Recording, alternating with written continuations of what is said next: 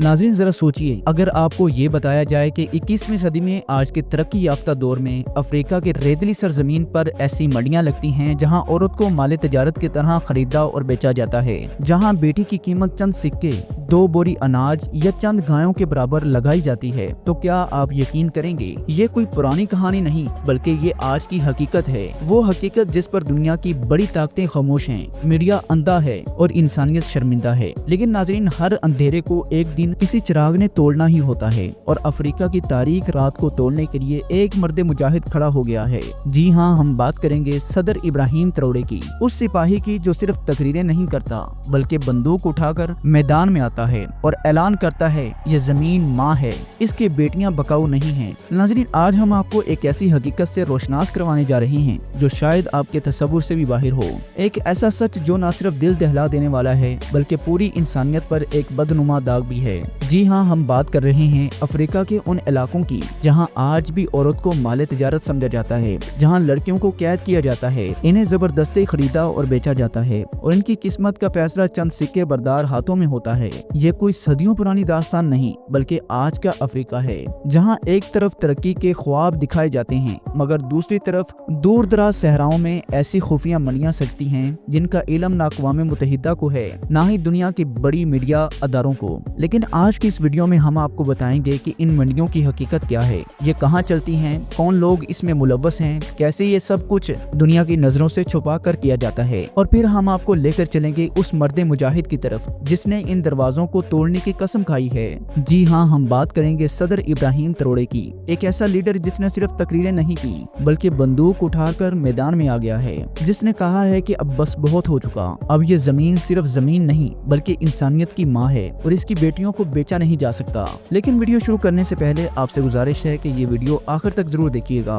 दोस्तों, अफ्रीका में औरतों की खरीदो फरोख्त का मसला कोई नया नहीं है, इसकी जड़ें सदियों पुरानी कबायली रवायात और माशरती ढांचों में मिलती हैं। कदीम अफ्रीकी माशरों में कुछ कबाइल में औरत को महज एक जायदाद समझा जाता था जिसकी हैसियत मर्द की मलकियत से ज्यादा नहीं थी। ये सोच आज भी बाज़ पसमानदा इलाकों में मौजूद है जहाँ लड़की की पैदाइश को बदकिस्मती समझा जाता है और इसे तालीम से महरूम रखा जाता है। कम उम्री में शादी के नाम पर इसे किसी बूढ़े शख्स के हवाले कर दिया जाता है और अगर कोई लड़की इनकार करे तो उसे खानदान की बेइज्जती समझकर कत्ल कर दिया जाता है। ये रवायत वक्त के साथ मजबूत होती गई है और आज भी अफ्रीका के अंदरूनी इलाकों में कुछ ऐसे कबाइल मौजूद हैं जो औरतों की मंडी को एक रवायती त्योहार की तरह मनाते हैं। साल में एक बार जब फसलें तैयार होती हैं या बारिश का मौसम आता है तो ये कबाइल अपनी लड़कियों को तैयार करके एक मखसूस मुकाम पर ले आते हैं जहाँ मुख्तलिफ खरीदार आकर इन्हें देखते हैं, चुनते हैं और कीमत तय करते हैं। ये सब खुले आम नहीं होता, लेकिन इन इलाकों में जब कोई जुर्म नहीं समझा जाता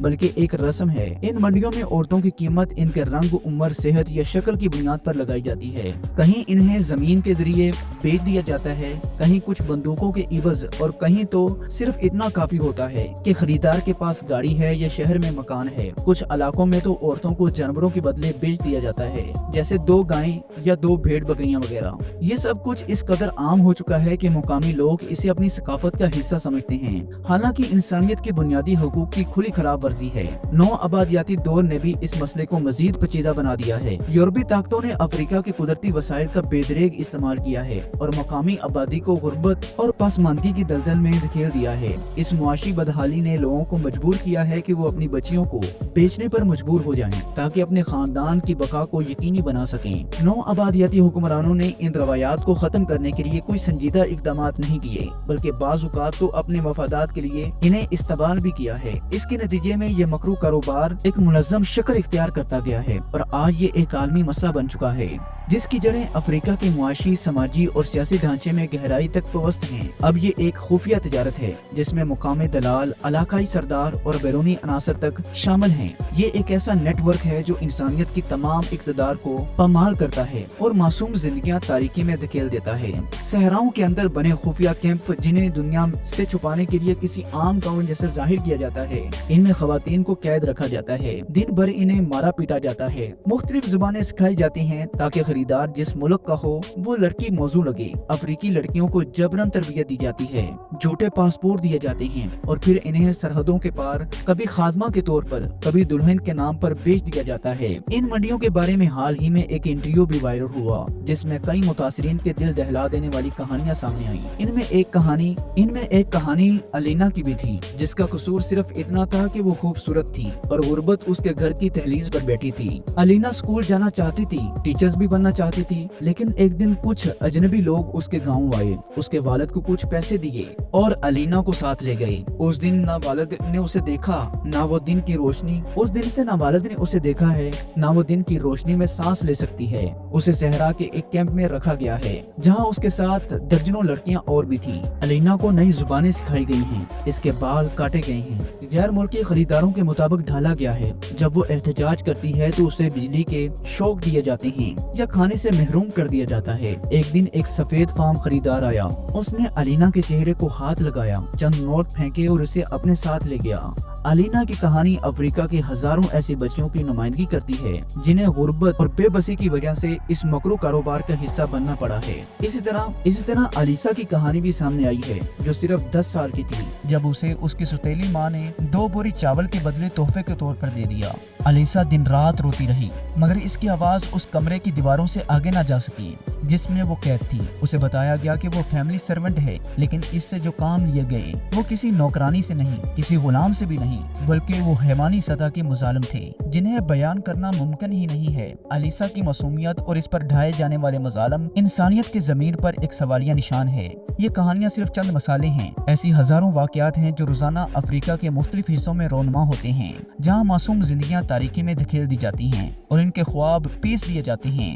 ये वो हकीकत है जिसे दुनिया अक्सर नजरअंदाज कर देती है, लेकिन ये हकीकत आज भी लाखों लोगों की जिंदगियां निगर रही है। मगर दोस्तों, हर दौर में जब जुल्म हद से बढ़ता है तो कुदरत ऐसे इंसान को जन्म दे देती है जो तारीख का धारा हमेशा के लिए बदल देता है। अफ्रीका की सरजमीन भी सदियों से ऐसे ही किसी मसीहा की मुंतजिर थी और फिर एक दिन बर्किना फासो की मट्टी से इब्राहिम त्रोड़े नमूदार हुए। 14 मार्च 1988 को बर्किना फासो के शहर कैराबोंडी कोवे में पैदा हुआ।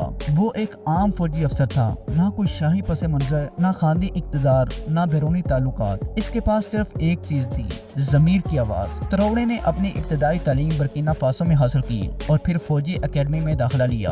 अपनी काबिलियत और मेहनत से फौज में तरक्की हासिल की और एक काबिल फौजी अफसर के तौर पर पहचाना जाने लगा। इसने मुल्क के अंदरूनी और बैरूनी सिक्योरिटी चैलेंजेस को करीब से देखा और समझा कि ये मसाइल किस तरह मुल्क को खोखला कर रहे हैं। इसे महसूस हुआ कि क़यादत नाकाम हो चुकी है और अवाम की हालत बद से बदतर हो रही है। उसके दिल में अपने मुल्क और मजलूम अवाम के लिए गहरा दर्द था और यही दर्द उसके अज़म की बुनियाद बना। जब इक़्तिदार के ईवानों में खामोशी छाई थी, जब दुनिया की तंजीमें तस्वीरों पर बयानात जारी करके खामोश हो जाती थी, उस वक्त त्रोड़े ने मैदान में उतरने का फैसला किया। उसने वर्दी पहनी और अपनी फौज को हुक्म दिया कि सिर्फ दुश्मन के खिलाफ कार्रवाई की जाए। जब उसने पहली बार इन कैंपों की खुफिया फरिश्त देखी तो उसकी आंखों में आंसू आ गए। उसने कहा कि ये मेरे मुल्क की बेटियां हैं और जब तक मैं जिंदा हूँ कोई इनकी कीमत नहीं लगा सकता। इसने न सिर्फ फौजी ऑपरेशंस का आगाज किया बल्कि उन करप्ट सियासतदानों, मुकामी सरदारों और करप्ट एहलकारों को भी निशाना बनाया जो इस खुफिया नेटवर्क का हिस्सा थे।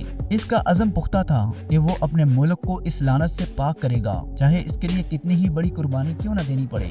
NG-1 के नाम से पहला ऑपरेशन शमाली सहरा में शुरू हुआ, दूसरा मशरकी इलाके में जहाँ पर मराकज बनाए गए थे। फौज ने छापा मारा, गैर मुल्क एजेंट्स गिरफ्तार किए गए जिनके पास यूरोपीय पासपोर्ट थे। त्रोड़े ने इन कार्रवाइयों की वीडियोस रिकॉर्ड करवाई, लेकिन इन्हें नशर करने से रोक दिया क्योंकि वो नहीं चाहते थे कि ये तमाशा बने। इसका मकसद इस्लाह था, ना कि इश्तिहार। फिर एक दिन वो तकरीर आई जो तारीख बदल गई। सहरा की आजाद की गई बच्चियों के साथ खड़े होकर उसने कहा कि तुम लोग हमें गरीब कहते हो, वहशी कहते हो, मगर असल वहशी तुम हो जो औरतों को कैद करते हो और इसकी कीमत लगाते हो। ये बच्चियां मेरी बेटियां हैं, जब तक मैं जिंदा हूँ कोई इन्हें नहीं बेच सकता।